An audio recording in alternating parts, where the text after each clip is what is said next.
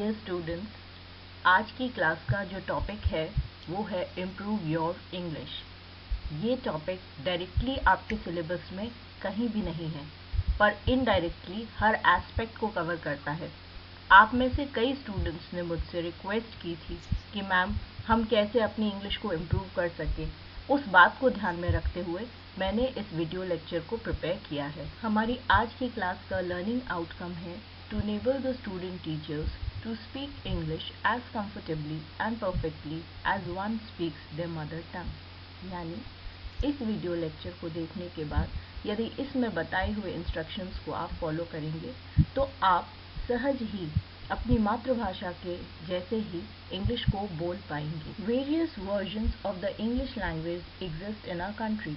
Begin by identifying the category you fall into and start by improving the clarity of your speech। आप देख सकते हैं यहाँ पर एक क्लोथ स्ट्रिंग है और उसके ऊपर दो चिड़िया बैठी हुई है। एक कह रही है What is the reason of your lateness to office?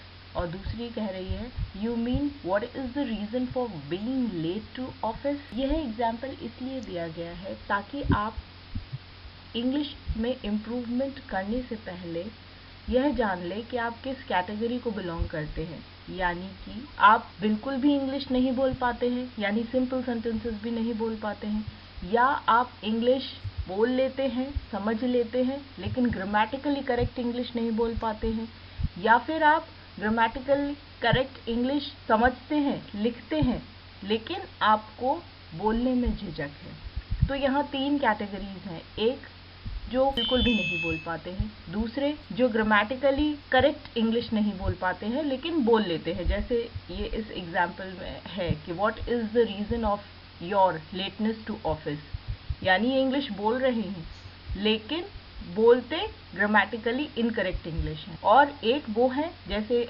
अब फिर इसी को उन्होंने सही कर दिया, you mean what's the reason for being late to office, ये करेक्ट है, करेक्ट स्ट्रक्चर है। तो और एक कैटेगरी में वो लोग आते हैं जो ग्रामेटिकली करेक्ट इंग्लिश समझते हैं, लिखते हैं, लेकिन उनको बोलने में झिझक है, इंग्लिश बोलने में झिझक होती है। तो ये थर्ड कैटेगरी है। पहले आप अपनी कैटेगरी, आप खुद ये आइडेंटिफाई कर लें कि आप किस कैटेगरी को बिलोंग करते हैं और ऑटोमेटिकली इस वीडियो में दिए हुए इंस्ट्रक्शंस को आप फॉलो करें तो आप जो है वो आपके अंदर ज़्यादा इम्प्रूवमेंट आएगा। जिस तरह मैं आपको हमेशा कहती हूँ कि किसी भी लैंग्वेज को सीखने के लिए 4 स्किल्स होते हैं, लिसनिंग, स्पीकिंग, रीडिंग, राइटिंग। उसी प्रकार यदि हम अच्छी फ्लुएंट करेक्ट इंग्लिश बोलना चाहते हैं तो उसके लिए भी हमें इन 4 स्किल्स पर ही काम करना है, लिसनिंग, स्पीकिंग, रीडिंग, राइटिंग। आगे लेक्चर में मैं आपको ये बताऊंगी कि लिसनिंग में हमें क्या क्या काम करना है कि हमारी इंग्लिश में इम्प्रूवमेंट हो, स्पीकिंग में हमको क्या करना चाहिए जिससे हम अच्छे से इंग्लिश बोल पाए, रीडिंग के थ्रू हम कैसे अपनी स्पीकिंग में इम्प्रूवमेंट कर सकते हैं, और इसी तरह से राइटिंग में भी हम क्या करें कि हमारी इंग्लिश बोलते वक्त बहुत अच्छी और फ्लुएंट हो। हम लिसनिंग स्किल को यूज़ करते हुए किस प्रकार फ्लुएंट इंग्लिश बोल सकते हैं उसके लिए कुछ बातों को ध्यान में रखना है। जैसे Listen to the English news on television channels like Star World, CNN, BBC, and English movies on Star Movies and HBO. Watch English films with subtitles. Begin with English cartoon films. आप English में films देखें जिसमें अंग्रेजी में नीचे subtitles आते रहते हैं। तो जब आपको समझ नहीं आए तो आप नीचे से जैसे जैसे जल्दी जल्दी रीड करेंगे इंग्लिश को तो वो आपको इंग्लिश को ग्रैस्प करने में बहुत हेल्प करता है। और चूंकि इंग्लिश एक्सेंट हमें एकदम से समझ में नहीं आता, इसलिए आप शुरुआत करिए इंग्लिश कार्टून फिल्म से। उसमें सिंपल शॉर्ट सेंटेंसेस होते हैं जो हम जल्दी से कैच कर सकते हैं। और एक बात हमेशा ध्यान में रखिएगा, language is caught not taught. जब बोलने की बारी आती है तब स्पीकिंग में सबसे ज़्यादा ध्यान रखिए कि जितना ज़्यादा हम सुनेंगे उतना ज़्यादा हम बोल पाएंगे। तो language is caught not taught. Listen to some recorded speeches of good orators. कुछ अच्छे वक्ताओं की इंग्लिश में रिकॉर्डेड स्पीचेस को सुने। Observe people who speak good English. जो अच्छी इंग्लिश बोलते हैं, आपके आसपास हों, आपके जान पहचान में हों, उनको सुनिए, ऑब्जर्व करिए, देखिए कि किस प्रकार से मतलब वो इंग्लिश बोलते हैं, क्या कैसा एक्सेंट है, किस तरह से बोली जाती है। Listen to the audio books available these days. आजकल बुक्स ऑडियो फॉर्म में अवेलेबल है। अगर आपके पास टाइम नहीं है या आप आते जाते सफ़र कर रहे हैं बस में, ट्रेन में, तो आप ये ऑडियो बुक्स को सुन सकते हैं। सुनने से काफ़ी कुछ इम्प्रूवमेंट होता है। लिसन इंग्लिश सॉन्ग्स, आप अंग्रेजी में गाने भी सुन सकते हैं। ये एक रेक्रिएशनल तरीका हो जाता है इंग्लिश को सीखने का। लिसनिंग के बाद हम आते हैं रीडिंग स्किल पर। हम किस प्रकार रीड करने से अपनी इंग्लिश को इम्प्रूव कर सकते हैं, बेहतर इंग्लिश बोल सकते हैं। Read aloud for 15 to 20 minutes every day. हर दिन 15 से 20 मिनट के लिए आप रीड करें। Read books and start from English comic. आप किताबें पढ़िए इंग्लिश में और इंग्लिश कॉमिक्स से शुरू करिए। अगर आपको वो बिगनर्स वाली कैटेगरी में अगर आप आते हैं तो मेरी एडवाइस यही है कि आप पहले कॉमिक्स, इंग्लिश में कॉमिक्स आती है, चाचा चौधरी आती है और भी कॉमिक्स हैं, चंपक है, आप उनको इंग्लिश में पढ़ना शुरू करिए। बिकॉज कॉमिक्स में लैंग्वेज सिंपल होती है और डे टू डे सिचुएशंस पर होती है। तो डे टू डे सिचुएशंस में हमें कैसे इंग्लिश बोलना है, कौन से वर्ड्स यूज होते हैं, उस पर आपको काफ़ी नॉलेज हो जाता है। और दूसरी बात, there is no one in the world who can speak as correctly as the English is given in the book. Books में सबसे करेक्ट फॉर्म ऑफ इंग्लिश होती है। तो यदि आपके पास ऐसी कंडीशंस हैं कि आप किसी को बोलते हुए नहीं सुन पा रहे, आपके आसपास लोग बोलते नहीं है, इंग्लिश में कम्युनिकेट नहीं करते, तो फिर एक ही तरीका रह जाता है कि आप बुक्स को पढ़िए। Read as much as you can. Newspapers पढ़िए, न्यूज़पेपर की हेडलाइंस पढ़िए और साइड बाय साइड उस हेडलाइंस में से ग्रामर भी आप समझ सकते हैं। Newspaper reading is also very good. So I advise you to read at least 15 to 20 minutes every day if you want to improve your English. If you have to keep yourself fit, you have to work out daily. अगर आपको अपने आप को स्वस्थ रखना है तो आपको डेली एक्सरसाइज करनी होती है। उसी प्रकार अगर आपको if you have to build up your language, अगर आपको अपनी लैंग्वेज को सुधारना है, इम्प्रूव करना है, तो आपको रोज रोज नए वर्ड्स सीखने होंगे। At least 5 words per day. ये आप एक ब्रेकफास्ट की तरह समझ लीजिए। जैसे आप ब्रेकफास्ट रोज लेते हैं, उसी प्रकार आपको वोकैबुलरी को बढ़ाने के लिए डेली कम से कम 1 शब्द और ज़्यादा से ज़्यादा 5, इसलिए कह रही हूँ क्योंकि इससे ज़्यादा आप उसको रिटेन नहीं कर पाएंगे।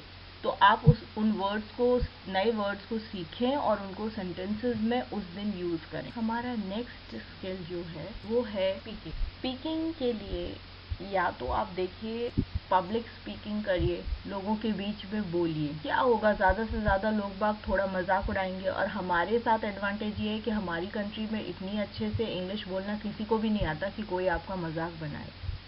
तो try and communicate in English with your friends at home and also in school when you go for internship. जितना ज़्यादा आप कम्युनिकेट करेंगे, इंग्लिश में बोलेंगे, बात करेंगे, उतना ही ज़्यादा आप इम्प्रूव करेंगे। और अगर आपको पब्लिक स्पीकिंग में डर लगता है, आप लोगों के बीच में बात करने से डरते हैं, तो पहले आप घर से शुरुआत कीजिए। You start speaking in front of the mirror. शीशे के सामने आप खड़े होकर इंटरेक्ट करिए। ये थोड़ा वियर्ड लगेगा, हो सकता है कि अगर आपको ऐसा कोई करते हुए देख भी ले तो थोड़ा अजीब लगे, लेकिन आप इसको ट्राई करिए। It is really helpful. आप जब मिरर के आगे खड़े होकर बोलते हैं तो उससे भी काफ़ी इम्प्रूवमेंट होता है। वैसे push yourself to public speaking, try and talk to your friend, और बोलते वक्त ट्राई टू बी नेचुरल।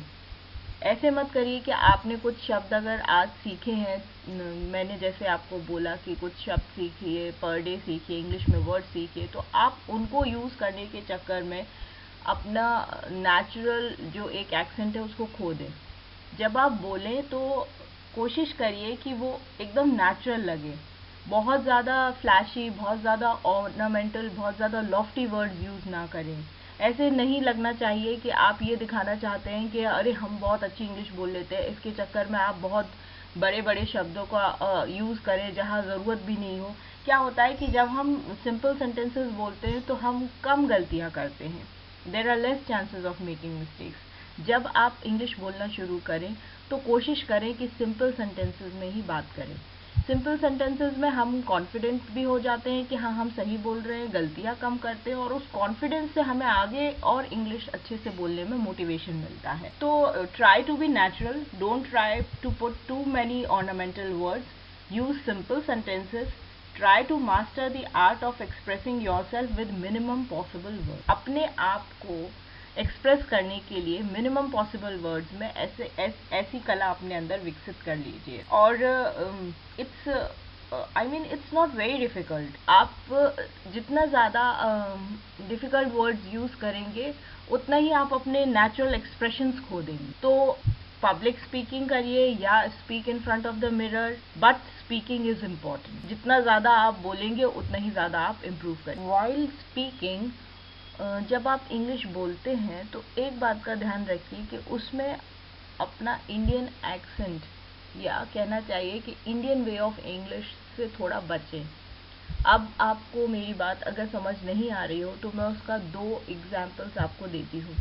जब हम इंग्लिश बोलते हैं तो हम कई बार हिंदी को एज इट इज़ ट्रांसलेट कर लेते हैं इंग्लिश में, ये जाने बिना, ये सोचे बिना कि क्या इंग्लिश में ये एक्सप्रेशन होता भी है, काम करता भी है या ग्रामेटिकली करेक्ट है या नहीं। तो आप फोकस करिए on removing the mother tongue influence and the Indianism that creeps into your English conversation. कोशिश करिए कि आप हिंदी को इंग्लिश वर्जन में चेंज ना करें। जैसे मैं आपको एक बहुत ही कॉमन सा एग्जांपल देती हूँ। हम ज्यादातर पूछते हैं what is your good name. So are you suggesting that a person has 2 names, a good name and a bad name, and that he or she should only be telling you his or her good name? This is a typical example of thoughtless translation from Hindi. आपका शुभ नाम क्या है, उसको हम English में कर देते हैं what is your good name या व्हाट्स योर गुड नेम, जबकि हमको पूछना सिर्फ इतना ही है what is your name, may I know your name, that's it. Direct क्योंकि हिंदी में शुभ नाम आता है तो आप इंग्लिश में बोलेंगे what is your good name, this is not correct. तो आप इस बात से बचिए, मदर टंग इन्फ्लुएंस से बचिए अपनी लैंग्वेज में। जब आप इंग्लिश में कॉन्वर्स करते हैं, कम्युनिकेट करते हैं, तब जिस मदर टंग इन्फ्लुएंस की बात मैं अभी आप लोगों से कर रही थी उसका दूसरा कॉमन एग्जाम्पल ये है 7 a.m. in the morning. The phrase 7 a.m. in the morning is wrong because of the repetition of the word morning. AM का मतलब ही होता है कि मॉर्निंग टाइमिंग, तो फिर उसको दोबारा से 7 a.m. लिखकर in the morning is not the correct thing to do, or rather not the correct thing to speak. Therefore the correct sentence should be I wake up at 7 a.m. You don't have to add after AM, PM, evening और morning. अब तक हमने देखा कि कैसे हम listening, speaking और reading के थ्रू अपनी इंग्लिश को इम्प्रूव कर सकते। अब हम आते हैं राइटिंग पर। Writing actually is a very effective tool if you really want to speak correct English. अगर आपको करेक्ट इंग्लिश बोलना है तो राइटिंग एक बहुत ही अच्छा स्किल है। जब हम लिखते हैं तब हम सोचते हैं, और जब हम सोच कर लिखते हैं तो कई बार हम गलत लिखते हैं, फिर उसको काटते, फिर सही करते हैं। तो राइटिंग प्रोसेस हमको करेक्ट इंग्लिश की तरफ ले जाता है। स्पीकिंग के टाइम पर हम बोलते हैं और फिर शब्दों को वापस नहीं ले सकते एक बार जो हमने बोल दिया, लेकिन राइटिंग में हम सोचते हैं और सोचकर हम हमेशा सही काम करते हैं। तो राइटिंग पर भी हमको ध्यान देना है अगर हमको करेक्ट इंग्लिश बोलना सीखना है। तो एक पेज लिखिए, एक लाइन लिखिए, लेकिन हर दिन लिखिए। Make a diary and make it a habit to write at least 5 to 10 lines each day, and be very sure this is really going to make a lot of improvement as far as speaking English. These days there are many exercises available on internet. Start solving these exercises in English and they are really going to help you. जैसे हम इसमें देख सकते हैं, एक picture है जिसमें cycle चला रहा है एक लड़का, एंड वो पूछ रहा है आपसे इंटरनेट के through what is he doing. आपको जितनी इंग्लिश आती है आपने लिखा ही राइड बाईसाइकिल, इसमें ग्रामर का कहीं कुछ भी रोल नहीं है, आपने एज इट इज़ उसको हिंदी से इंग्लिश में ट्रांसलेट कर लिया। तो उसने फीडबैक दिया उस गेम में कि he is riding a bicycle, oh I made mistakes, I am going to correct it, he is riding a bicycle. तो इस तरह से भी कुछ इंटरनेट पर एक्सरसाइजेज हैं जो आपको इंग्लिश में सही तरीके से बोलना सिखाती हैं। तो ये एक्सरसाइजेज करिए and they are really very helpful. One thing you should always keep in mind, there are no shortcuts, only hard work, and through good practice that you will be able to speak English fluently and correctly. एक दिन में तो बिल्कुल नहीं होगा, आपको consistency के साथ रेगुलरली प्रैक्टिस करनी होगी। So here I discuss some of the tips for speaking English. Don't worry about making mistakes because you will make mistakes as a learner. ये जो मिस्टेक्स आप करेंगे ये स्टेपिंग स्टोन्स होंगे, फाउंडेशन, नींव आपके बोलने में। Be patient, this isn't a one day process. जैसे कि मैंने कहा, एक दिन में नहीं होगा, एक महीने में नहीं होगा, लेकिन होगा ज़रूर। तो आप कोशिश करिए और धैर्य रखिए। Learn certain phrases that can be used in multiple situations. कुछ ऐसे फ्रेजेस हमेशा ध्यान से याद कर लीजिए जो कई जगह यूज हो सकते हैं। Learn how to greet someone properly.